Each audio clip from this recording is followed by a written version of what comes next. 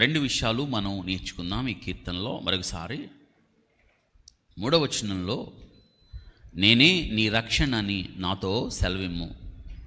చివరి మాట వచనం, నా నాలుక నీ నీతిని గూర్చి నీ కీర్తిని గూర్చి దినమెల్లా విడుదల కలిగింది. దేవుడు జోక్యం చేసుకున్నాడు, దావీదు పక్షాన వాదించాడు, న్యాయం తీర్చాడు. అందుకే ప్రభువా నేను ధైర్యంగా ఎలా ఉండగలను, నువ్వు నాకు చెప్పు ప్రభువా, నీవే కదా నా రక్షణ అని చెప్తున్నాడు. దేవుడు రక్షణ కలిగిన జీవితం గురించి, దేవుడు రక్షణ కలిగి ఉన్న జీవిత అభయం ఇదే. గొప్ప ఉపద్రవంలో ఉన్నాను ప్రభువా యోనా అని తన ప్రార్థన ముగింపులో చేప కడుపులో ఉన్న యోనా అంటాడు, యెహోవా యొద్దనే రక్షణ అనే మాట. యెహోవా యొద్దనే రక్షణ. ఇది నన్ను వాక్యం వింటున్నా మనం.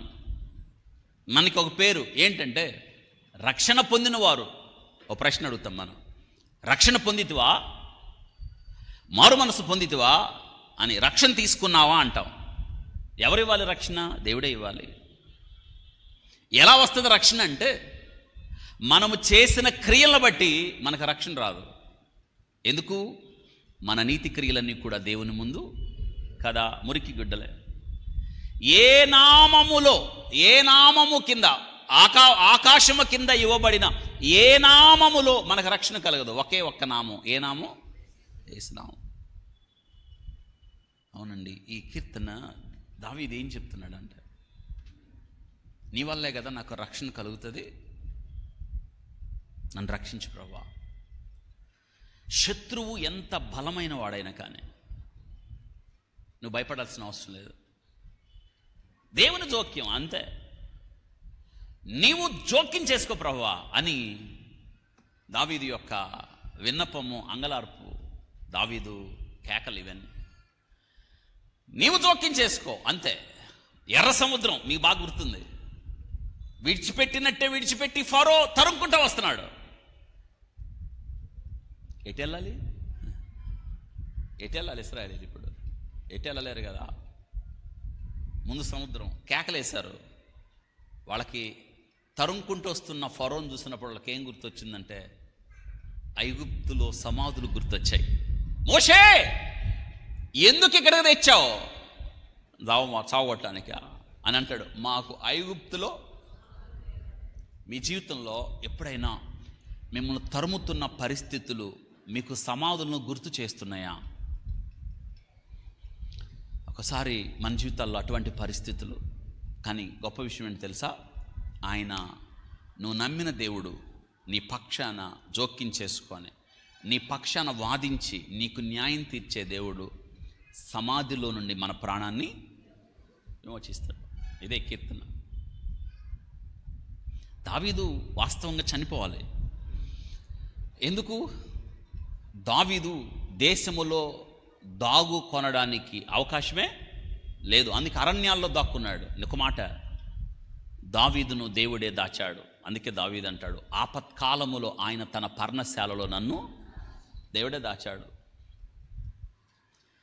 దావీదు అనుభవం ఏంటంటే, దేవుడు దాచాను. అందుకే దావీదు సౌలుకు దొరకలేదు. వింటున్నారా? దావీదు జీపారణ్యంలో మీ అందరికీ తెలుసు వచ్చేసాడు. సౌలు వచ్చేసాడండి. ఒక దావీదు, ఇటేమో సౌలు ఉన్నాడు, ఇటేమో దావీదు ఉన్నాడు. ఓ పెద్ద రాయి మధ్యలో ఏంటి? ఒక పెద్ద బండ.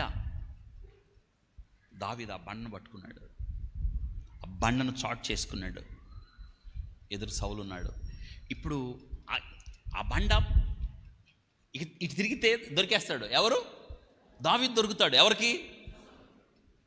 అప్పుడేమైంది తెలుసా? అలా తిరిగి సౌలుకు కూడా తెలిసిపోయింది పక్కన దావీదు ఉన్నాడు, దొరికిపోయాడు అనుకున్నాడు. అలా తిరిగి పట్టుకుందాం అనగానే సౌలు వెనక్కి వచ్చి సైన్యం వచ్చేసారు. ఫిలిస్తీన్లు దేశంలో జొరబడిపోయారు అనగానే, ఇప్పుడు ఆయన ముందున్నది సింహాసనాన్ని కాపాడాలా, ఇప్పుడు దావీదుని చంపాలా? వెంటనే వెనక్కి తిరిగి పరిగెత్తి యుద్ధానికి వెళ్ళాడు. దావీదును కాపాడిన బండ అది. ఆ బండ పేరు ఏంటారు? సెల హమ్మెలెకొతు.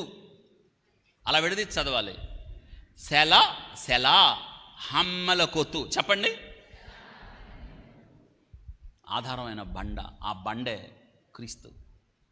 ఆ బండ సిలువుపైకి ఎక్కెను, మ్రానుపై వేలాడెను. అనగా శత్రువుని దరికి రాకుండా నిన్ను అడ్డగిస్తుంది సిలువ. అందుకే మనం సిలువే నా శరణం. చూసారా, సిలువ దాకా వచ్చాడు శత్రువు, సిలువను దాటి రాలేదు. అందుకే ఆయన సిలువ నీడలో నిన్ను నన్ను దాచెను. ఇది కీర్తన. అందుకే చివరి వచనంలో ఏమంటున్నాడు అక్కడ? నా నాలుక నీ నీతిని గూర్చియు నీ కీర్తిని గూర్చియు దినమెల్లా. అదే ఆరాధన. ఇప్పుడు ఆరాధన అంటే ఏమనుకుంటున్నారు? నువ్వు ఎలా రక్షణ పొందితివో, నువ్వెలా మార్పు చెందితివో. దినమెల్లా, అప్పుడప్పుడు కాదు, ఎప్పుడు? దినమెల్లా. 40 రోజులు కాదు, లేదా క్రిస్మస్ అప్పుడు కాదు, కొత్త సంవత్సరం, కొత్త ఏడు మొదలు పెట్టితివి అని పాట కాదు. దినమెల్లా అంటే క్రైస్తవ జీవితం 24/7, 24 గంటలు 7 రోజులు, 24 గంటలు 7 రోజులు. ఇది కదా మనం దినమెల్లా. ఎందుకు?